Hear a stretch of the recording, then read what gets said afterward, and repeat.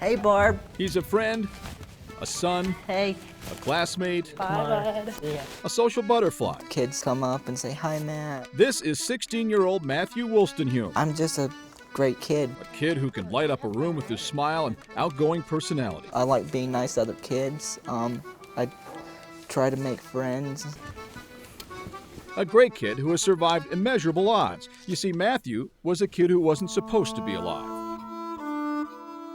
They were just going to let him die because he was an unwanted child. Matthew's story begins many years ago when he and his brother were abandoned at an orphanage in Russia. Matthew was born with spina bifida, a birth defect in which the spinal cord doesn't develop properly. It's a disability that's more like a death sentence. So not only because of him being abandoned at birth, but also because of his race and because of his defects, his birth defects. They were basically just going to let him die.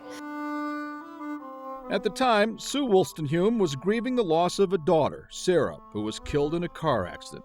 She decided to adopt Matthew and his brother Brandon, a process that had its challenges and its skeptics. When I went to get the papers, the last paper signed, she brought me out in the hall and asked why I wanted such a child. Just told her, I said, you know, we're not given any guarantees with the children that we have naturally, you know, why shouldn't he have just as much chance as anyone else? It's a chance this family took that likely saved Matthew's life.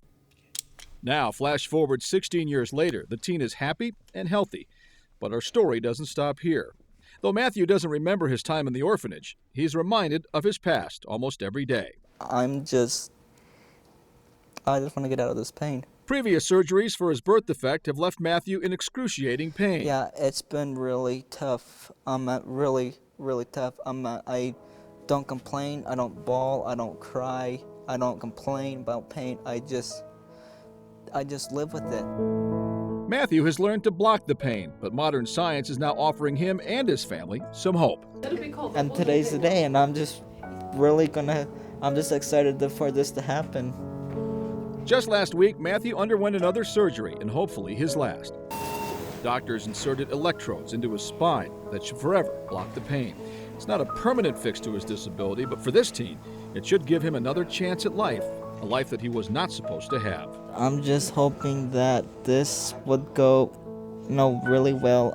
I just want to be out of pain, so I'm just hoping that today is today. His mother, Sue, is also hoping this will open a new chapter for her son. I know I wouldn't be here without Matthew because after Sarah died, I needed something to help me want to live.